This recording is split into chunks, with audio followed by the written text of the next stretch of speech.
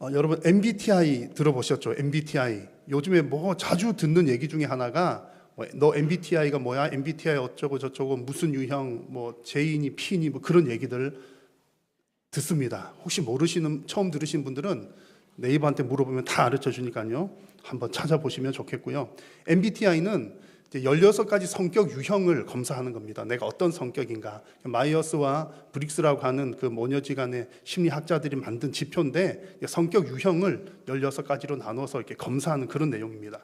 저도 오래전에 했던 기억이 있고요. 또 최근에 또 우리 애들이 이야기해가지고 한번 해봤습니다. 저의 성격 MBTI 유형은 INTJ거든요. 간단하게 얘기하면 내향적이고 또 이상적이기도 하고 이성적이고 계획적인 사람, 그런 겁니다. 이제 쉽게 말하면 남 앞에 서기를 좀 부끄러워하는 사람이고 뭐 그런 이제 소극적인 사람, 그런 사람입니다. 제가 이제 그렇습니다. 내향적인 사람입니다. 서야 하니까 서는 거죠. 그래서 제가 이제 부끄러움을 타더라도 여러분 이해를 좀 해주시면 좋겠습니다. 이런 거 하는 거를 요즘에 재미삼아 이렇게 유행처럼 막 번지기도 하는데 사실은 대인 관계 하는데 대단히 좋은 툴입니다. MBTI뿐만 아니라 다른 뭐 여러 가지 통해서 상대방의 성격 유형을 알면 저 사람이 저런 성격, 본래 모습이 저러니까 저런 얘기를 하는구나 하고 쉽게 이해를 할 수가 있는 거죠. 여행 같은 데 가보면 사람들의 유형이 확 나누어지거든요. 그래서 이제 J유형의 사람들은 이제 여행 갈 때 꼼꼼하게 계획을 짜서 갑니다. 어디 가서 뭐 하고 숙소 미리 예약하고. 그런데 이제 P유형에 속한 사람들은 그냥 가요.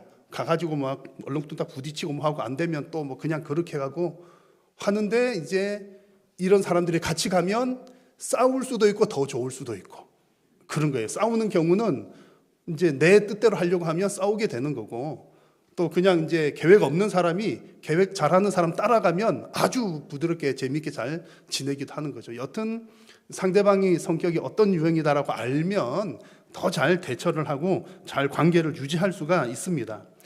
올해 가정의 달 가족들이 이렇게 모이시면 이런 거 한번 해보시는 거 저는 강력하게 추천을 드립니다. 뭐 검색하면 하는 방법 다 이렇게 자료들이 있으니까 그렇게 해보면서 의외로 우리 가족들이 내가 우리 자식이 이런 애인 줄 알았는데 이런 면이 있었구나 새롭게 발견하고 그래서 제가 저런 얘기를 했구나 그렇게 우리 아빠가 저렇구나 서로 이해를 하는 시간이 될 수 있을 겁니다. 참고로 이제 저는 이제 INTJ인데 저희 딸은 계신가요? 저희 딸은 저랑 완전히 거의 100% 반대더라고요. 근데 사이좋게 잘 지내고 있습니다. 사이좋게 잘 지내고 있습니다.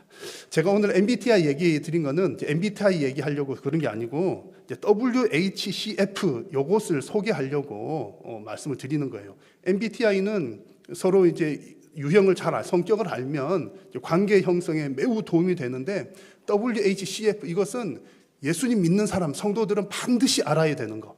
MBTI는 추천사항, 강력 추천이라면 WHCF는 필수사항입니다.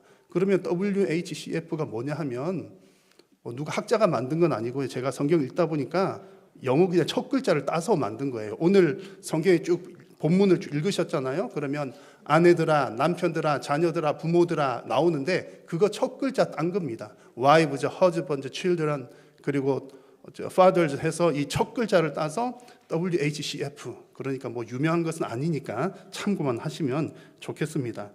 서로 성격을 알면 관계 유지에 도움이 되는 것처럼 하나님께서 우리 각 가정의 구성원들에게 아내들아 너희들은 이렇게 하자 남편들아 너희들은 이렇게 하자라고 주신 그 성경적인 기본 원리가 있는데 이 원리를 잘 따라가면 가정이 하나님 주시는 복을 충만하게 누리게 됩니다. 그런데 여러분 오늘 본문 성경 읽으실 때도 느끼셨지만 사실은 이 내용을 잘 모르는 사람들은 없는데 제가 오늘 나중에 설교할 때 아마 틀림없이 뭐 이렇게 하십시오 하나님 말씀하시는데 아멘 안 하시는 분들이 있을 거란 말이죠. 분명히 알기는 아는데 실천이 안 되거나 못하거나 하기 싫거나 그런 분들이 분명히 있습니다. 그래서 오늘 이 말씀들을 우리가 이제 적어도 1년에 한 번 정도는 듣는 비슷한 내용들이긴 하지만 내가 몰라서 듣는다라기보다는 내가 과연 지난 1년 동안 우리 가정에서 내가 이 역할들을 얼마나 잘 수행을 해왔는가라고 여러분 자신을 돌아보는 시간이 되시기를 바랍니다.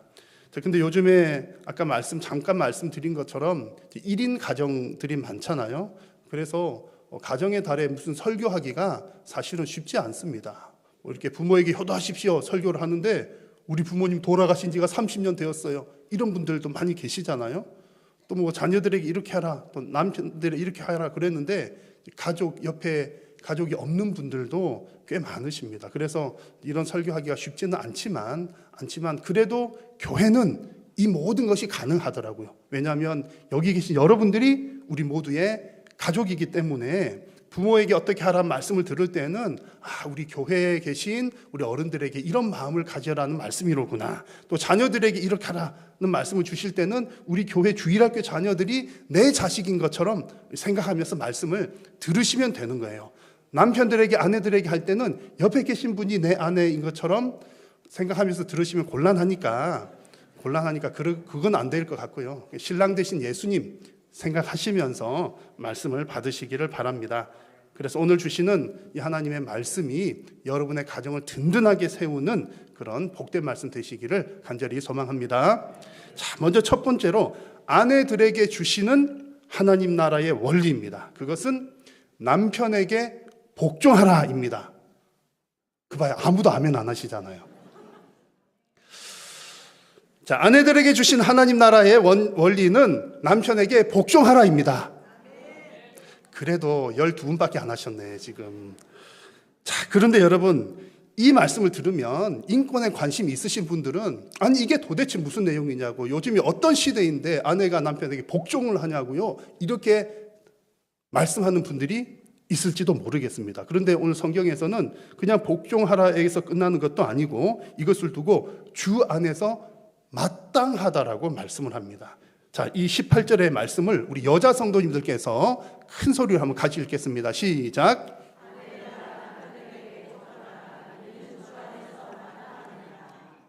아멘. 그렇다니까요. 자, 여러분 남편에게 복종하는 것이 주 안에서 마땅하다, 이 얘기는 어떤 의미냐면 이것은 창조의 질서이고 하나님 나라의 원리이라는 얘기입니다. 이 말은요, 세월이 지나도 이것은 바뀌는 게 아니다, 그런 내용입니다. 이것이 변하지 않는 원리인 이유는 태초로 거슬러 올라가 보면 그 이유를 찾을 수 있습니다. 창세기에 처음 나온 내용들과 또 고린도전서 11장 8절을 보니까 이런 내용이 나와요. 남자가 여자에게서 나온 것이 아니라 여자가 남자에게서 나왔다. 무슨 얘기죠? 남자가 먼저 지음을 받았다는 얘기입니다. 창조 순서는 남자 먼저 여자 먼저라는 얘기죠. 이 태초에 창조된 순서는 아무리 세월이 흐르고 흘러도 변하지 않는 순서라는 얘기입니다. 그리고 또 한 가지, 태초에 아담과 하와가 선악과를 따먹는 죄를 지었죠. 그래서 그 죄를 짓고 나서 하나님께 벌을 받게 됐는데 그 죄를 지은 이력, 빨간 줄이라고 할까요? 아담 하와가 지은 빨간 줄은 세월이 다 지나도 이 세상 끝날까지는 변하지를 않습니다. 그래서 그 내용 가운데 아담과 하와가 범죄한 이후의 내용들 가운데 하나님께서 뭐 이런저런 벌을 주셨는데 창세기 3장 16절을 보면 여자에게는 이런 벌을 주셨습니다. 임신하는 고통이 더해질 거다. 그리고 또 하나는 너는 남편을 원하고 남편은 너를 다스릴 것이다. 이게 이제 창세기의 태초에 있었던 이야기들입니다.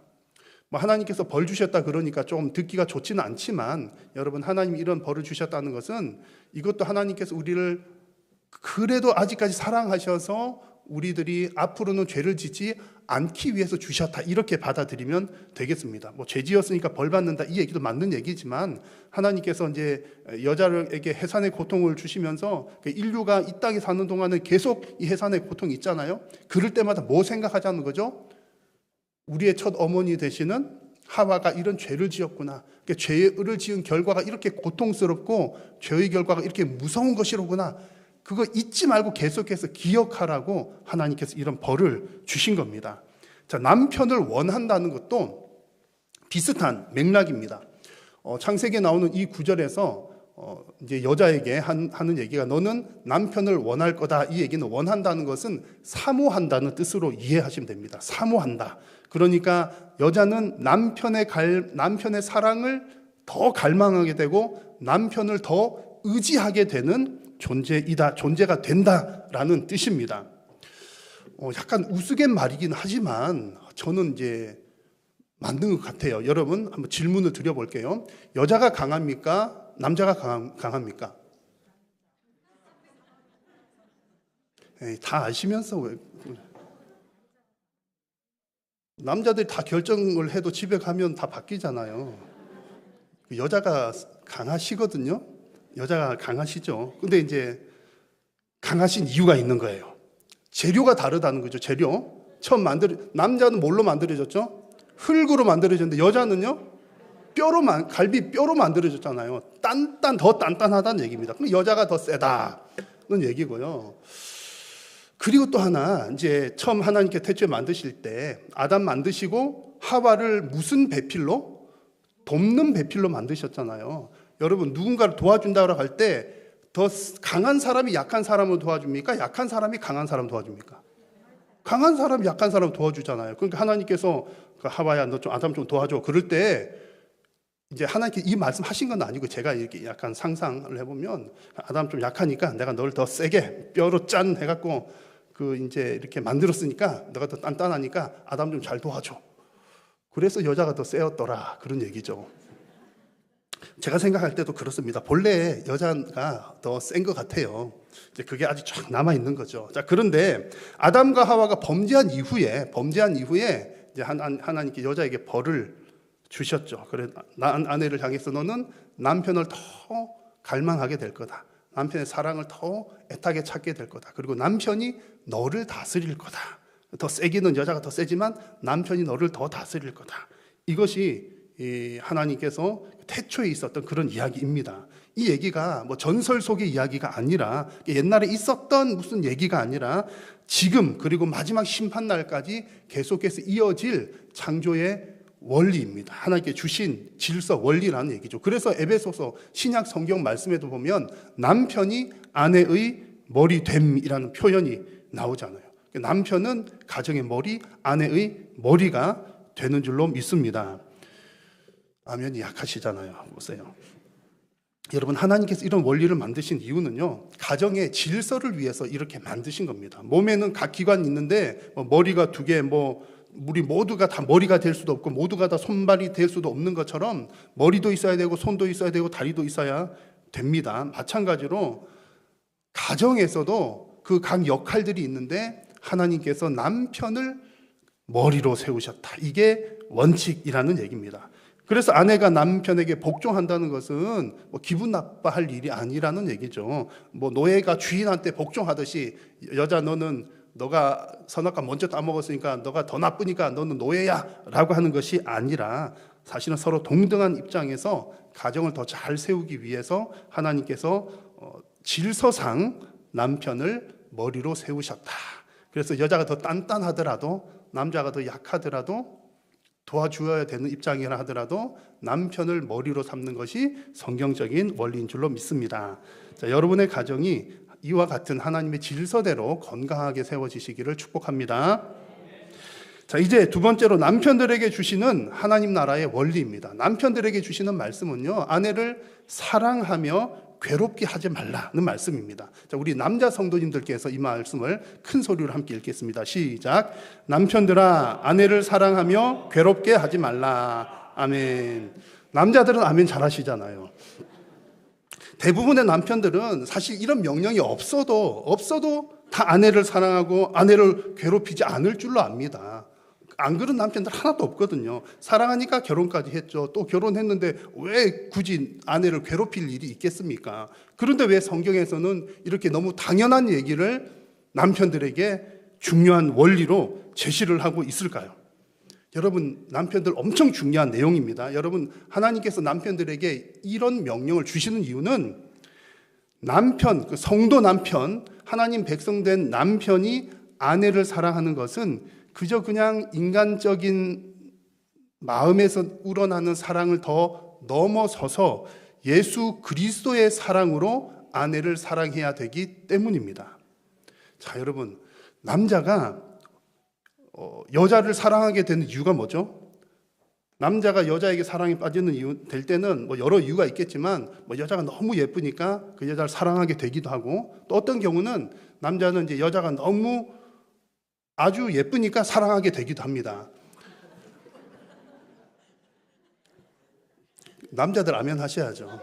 이제 그러거든요. 그러니까 이제 얼굴만 예쁘다는 게 아니라 뭐 하는 다 예쁘게 보인다는 뜻이죠. 제 말은 그런 뜻이 아니라 다 예쁘게 보이는 겁니다. 그러니까 예쁘게 보이고 사랑스러워 보이니까 이제 아내가 되고 이제 결혼을 하고 하는 거죠. 자, 그런데 성도로서의 남편이 이제 아내를 사랑하는 것은 그냥 뭐 인간을 볼 때 아이고 먹는 것도 예뻐, 하는 것도 예뻐, 잠자는 것도 예뻐, 그냥 예뻐서 사랑하는 것 이상으로 예수 그리스도께서 이 가정의 주인이 되시고 우리 가정은 하나님의 통치가 이루어지는 그 가정이라는 전제하에 아내를 사랑하는 겁니다. 그래서 남편이 아내를 사랑하는 것은요, 그 중간에 예수님도 끼고 하나님도 끼는 거예요. 그래서 오늘 말씀에 남편들을 향해서 아내를 사랑하라라고 할 때 이 사랑이라고 하는 말을 헬라어 말로 보니까 아가파오라고 하는 말을 사용을 했습니다. 아가페 사랑 아시잖아요. 아가페 사랑은 헌신적인 사랑, 무조건적인 사랑, 하나님의 사랑이 아가페의 사랑입니다. 그래서 하나님께서 남편들에게 아내 사랑해라고 명령 주시는 거는 그냥 네 아내 예쁘니까 잘 사랑해줘, 너가 선택했으니까 사랑해줘, 그 이상으로 하나님의 사랑으로 헌신적으로 사랑하라는 명령인 거죠. 그래서 에베소서에서는 이런 말씀을 합니다. 남편들은 아내 사랑하기를 누가 교회를 사랑하듯이 예수 그리스도께서 교회를 사랑하듯이. 그래서 예수님께서 교회를 위해서 뭐 하셨습니까? 온 생명을 다 내어주심 같이 아내를 사랑하라는 말씀인 겁니다. 남편들이 아내를 이처럼 사랑해야 할 줄로 믿습니다. 역시 짱이시네요. 자, 그래서 남자 성도님들 중에 이런 분들이 계셔요. 이런 분들이 계신데 한평생 뼈 빠지게 일을 다 해가지고 그 돈을 다 어디다 갖다 바칩니까? 아내들에게 다 갖다 드리잖아요. 상납을 하잖아요. 그러면서 이제 용돈이 필요할 때는 어떻게 해요? 여보, 나 용돈 좀 줘. 아니, 내가 돈 다 벌어다 딱 줬는데 왜 용돈을 또 받아서 씁니까? 여러분, 이래서는 되겠습니까? 안 되겠습니까? 여러분, 이런 모습이 대단히 성경적이라는 얘기죠. 그런 남편들은 대단히 성경적인 남편들입니다. 왜 그러죠? 예수님께서, 그리스도께서 교회를 사랑하듯이 나의 모든 것을, 생명을, 모든 것을 다 내어주시는 그런 헌신적인 사랑처럼 아내를 사랑해야 되기 때문입니다. 여러분, 그런 남편들 두신 아내분들 축하드리고 우리 남편들은 다 그런 남편들 되시기를 축복합니다. 아까 조금 작아졌네요. 그 19절 말씀을 보시면 이어서 남편들에게 주시는 추가적인 명령이 있습니다. 아내를 괴롭게 하지 말라는 명령이 추가가 되었습니다. 이것도 너무 당연한 얘기로 보이지만 누가 아내를 괴롭힌 사람이 있을까 싶지만 예수님 그 초대교회 당시에는 사회적인 분위기가, 우리나라도 그랬잖아요. 옛날에는 여자를 아주 낮게 보고 막대하고 했던 그런 시기가 있었습니다. 지위가 낮은 그때에 내가 힘이 세다고, 내가 뭐 힘이 좋다고, 또 뭐 정서적으로 어떻다고 해서 더 약한 여자를 함부로 대했던 그때에 하나님께서는 이런 말씀을 주신 거죠. 그러니까 하나님께서 남편들에게 아내 사랑하고 괴롭게 하지 말라고 주신 명령은 이 성경이 쓰여졌던 그 시대로 보면 대단히 앞서간 내용이었다는 겁니다. 지금도 이 땅의 모든 남편들은 아내를 다 사랑할 겁니다. 사랑하지만 하나님을 믿는, 오늘 이 자리에 예배하시는 우리 남편 여러분들, 또 장차 남편 되실 여러분들께서는 그 사랑이 더 앞서 나간 사랑이 되어야 한다는 거죠. 누가 누구를 사랑하는 것처럼요, 그리스도께서 교회를 사랑하는 것처럼 아내를 사랑해야 합니다. 그런 사랑이 있는 가정이 하나님 기뻐하시는 가정 천국이 되는 줄로 믿습니다. 자, 이제 세 번째로 자녀들에게 주시는 하나님 나라의 원리입니다. 이건 뭐 우리가 평생 듣는 얘기여가지고 너무 잘 아는 내용이지만 내가 과연 그렇게 순종하고 있는지 여러분 한번 살펴보시기 바랍니다. 자, 지금까지 한 번이라도 자녀가 되어본 적이 있으신 분들께서는 한번 20절을 같이 읽겠습니다. 시작.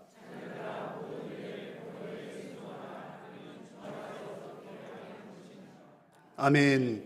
어버이날이라든지 부모님 생신 때가 되면 늘 그런 고민들을 하잖아요. 내가 어떻게 부모님께 효도를 할까? 그런 고민들 대부분 하시는데, 자, 부모님들에게 할 수 있는 최고의 효도가 바로 순종입니다. 순종. 이 성경이 말하는 순종은, 오늘 성경에 나오는 순종은 그 원어의 뜻으로 보면 이런 뜻입니다. 아래에서 듣는다라는 뜻입니다. 아래에서 듣는다. 겸손한 자세로 듣는다라는 얘기죠. 순종은 부모님께서 하시는 말씀을 겸손하게 낮은 자세로 듣고 따라가는 겁니다. 부모에게 드린 그 어떤 선물보다 이 순종의 선물, 부모님의 말을 귀담아 듣고 복종하는 이 순종의 선물이 가장 귀한 줄로 믿습니다.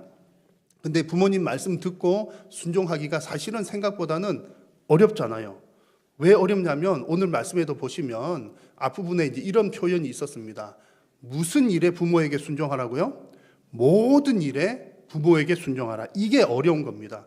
당연히 부모님은 부모님이니까 뭐 하라 그러면 예 알겠습니다 라고 하는 생각은 있지만 모든 일에 부모님의 말씀을 잘 듣고 따라가는 것은 사실은 쉽지 않습니다. 내가 원하는 일이나 나에게 유익한 일에는 순종하기가 쉽죠. 뭐 예를 들면 부모님이 어느 날 얘야 이렇게 와보렴, 내가 이제 갈 날이 다 됐으니까 내 유산을 좀 나누어 주려 하는데 유산 상속 문제로 이야기를 하려고 한다, 이렇게 와보렴. 그러면 여러분 쫑긋하고 듣겠습니까? 안 듣겠습니까? 엄청나게 쫑긋하시겠죠. 그리고 내가 유산을 주려고 하니까 첫째 너는 뭐하고 둘째 너는 뭐하고 그러면 잘 따라 하시겠습니까? 안 하시겠습니까? 엄청나게 잘 하시겠죠. 나에게 유익하거나 나에게 듣기 좋은 얘기는 잘 듣고 따라하기가 쉬울 겁니다. 그런데 우리 어버이께서 세월이 지난 얘기, 30년 전, 40년 전 얘기, 또 그 중에서도 뭐 뼈가 되고 살이 되는 말이 있기도 하지만 때로는 이 시대랑 너무 안 맞는 구식적인 사고방식, 요즘에 그대로 살아가면 꼰대라는 소리 듣는데 뭐 그런 얘기들, 그리고 또 그런 얘기를 한두 번 하시는 게 아니고 하시고 또 하시는, 내가 하면 살면서 한 100번이나 120번이나 아니면 한 1000번쯤 들었던 얘기들, 여러분 그런 얘기는 귀담아 잘 듣기가 사실 어렵다는 얘기죠.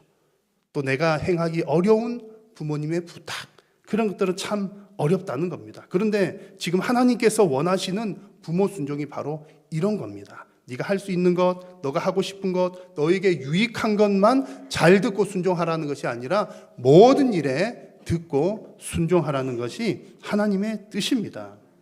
왜 하나님께서는 이렇게 하라고 말씀을 하실까요? 20절의 뒷부분 보시면 이런 표현이 나옵니다. 이것은 주 안에서 기쁘게 하는 것이니라. 여기서 누구를 기쁘게 한다는 걸까요? 부모님을 기쁘게? 아닙니다. 여기서 주 안에서 기쁘게 하는 것이라는 말의 뜻은 하나님을 기쁘시게 하는 것이다 라는 뜻입니다. 여러분, 부모님께 순종하는 것은 하나님을 기쁘시게 하는 일입니다. 이게 왜 하나님을 기쁘시게 하는 일일까요? 성경에 보면 이런 몇 가지들이 나옵니다. 가난한 자를 돕는 것이라든 여러 가지들 나오는데, 요한 1서 4장에 보면 이런 말씀이 나옵니다. 보는 바 그 형제를 사랑하지 아니하는 자는 보이지 않는 바 하나님을 사랑할 수 없느니라. 같은 맥락이죠. 보이는 어버이, 부모님에게 순종하지 못하는 사람이 보이지 않는 하나님께 순종하기란 쉽지가 않다는 이야기입니다. 하나님께서도 여러분 얼마나 부담스러운 얘기들을 많이 하십니까? 우리가 하기 어려운 일을 하라 그러고 하고 싶은 일을 하지 말라 그러시고, 아니 정말 도저히 못 참겠는데 하나님께 참으라 그러시고, 하나님께서 우리에게 주시는 말씀들도 보면 내가 원하는 얘기들만 있는 게 아니라 하기 어려운 것, 하기 싫은 것, 어렵고 힘든 일들 대단히 많이 말씀들을 하십니다. 우리가 어떻게 하나님께 순종하는 훈련을 할까요?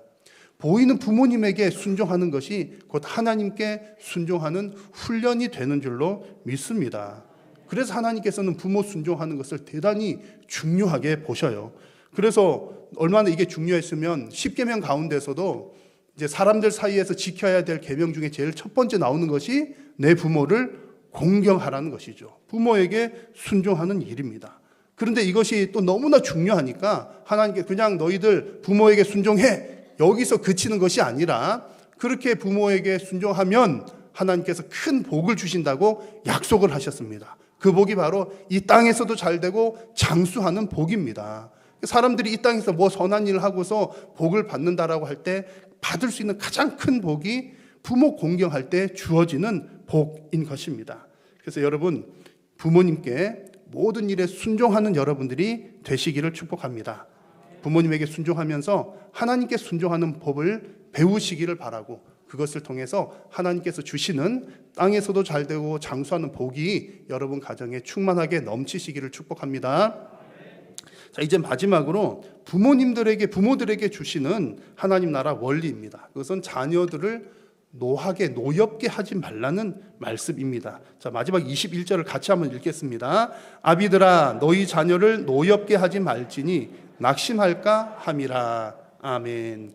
여기서 아비들아는 표현은 그냥 뭐 아버지들에게만 주시는 말씀이 아니라 부모들에게 주신 말씀입니다. 부모의 대표격으로 아비들아 이렇게 말씀을 했습니다. 자, 그런데 이 구절은 또 다른 구절에 비해서 좀 더 어색한 면이 있습니다. 보통은 여러분, 누가 누구를 노엽게 하죠? 자식이 부모를 노엽게 하잖아요. 너희 놈의 자식 왜 엄마 말 안 들어?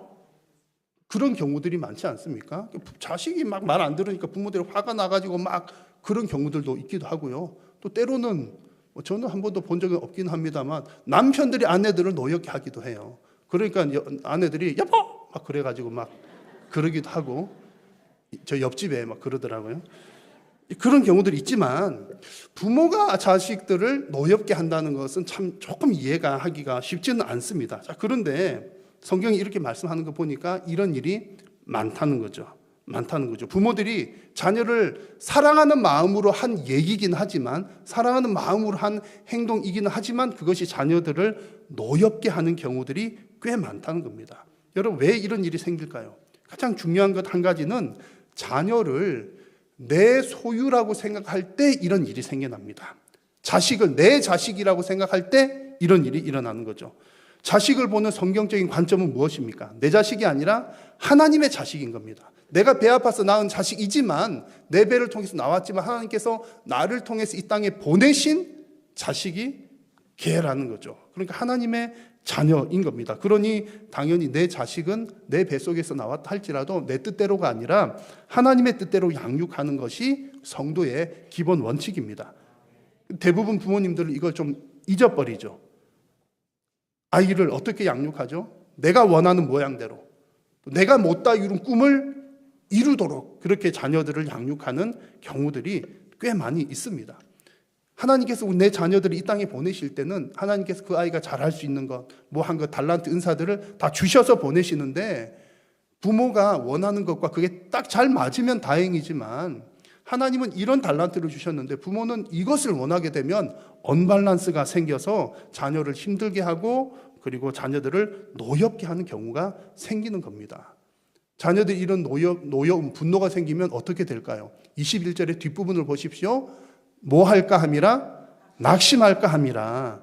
부모가 자녀를 노엽게 하게 되면 따라오는 결과는 자녀들이 낙심하게 되는 겁니다. 낙심한다는 것은 의욕을 잃어버리고 열정을 잃어버리는 것을 말합니다. 쉽게 말하면 실컷 공부시키고 뭐하고 다 했지만 아이들이 뭐 해야 될지를 모르고, 하고 싶은 것도 없고 뭐 해야 될지도 모르는 그런 상태가 된다는 거죠. 생각보다 이런 자녀들이 많습니다. 뭐 하고 많이 해주긴 해줬는데 뭐 해야 될지도 몰라요. 하고 싶은 것도 없어요.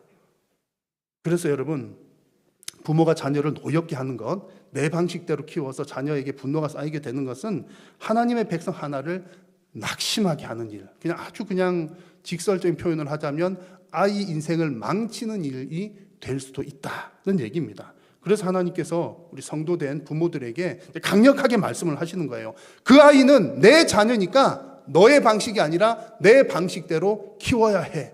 여러분, 이것을 하나님의 말씀으로 믿고 들으시기를 바랍니다. 그렇게 할 때에 우리 자녀에게도 가장 최선의 길이요, 또 자녀도 가장 행복한 길이며 우리 가정에도 평화와 은혜가 넘치게 될 줄로 믿습니다. 자, 여러분, 오늘 함께 나눈 WHCF, 우리 아내들에게, 남편들에게, 또 자녀들에게, 부모들에게 주신 이 가정의 원리를 여러분 꼭 기억을 하셔서 이 하나님의 말씀에 순종하심으로 참으로 복된 가정이 되시기를 주님의 이름으로 축복합니다. 기도하겠습니다. 살아계신 여호와 하나님, 오늘 감사합니다. 하나님의 백성들 부르셔서 하나님을 예배하게 하시고 우리 각 가정에 필요한 중요한 원리들을 하나님 말씀하여 주시니 감사합니다. 하나님의 말씀을 따라 순종함으로 우리 모든 한일의 가정들이 복된 가정 되게 하여 주시고, 또 하나님, 또 가족들이 없어 나 홀로 있는 모든 가정 위에도 하나님께서 위로하여 주시며 우리 온 교회가 그들의 가족이 될 수 있도록 은혜도 하여 주옵소서. 예수님의 이름으로 기도드립니다.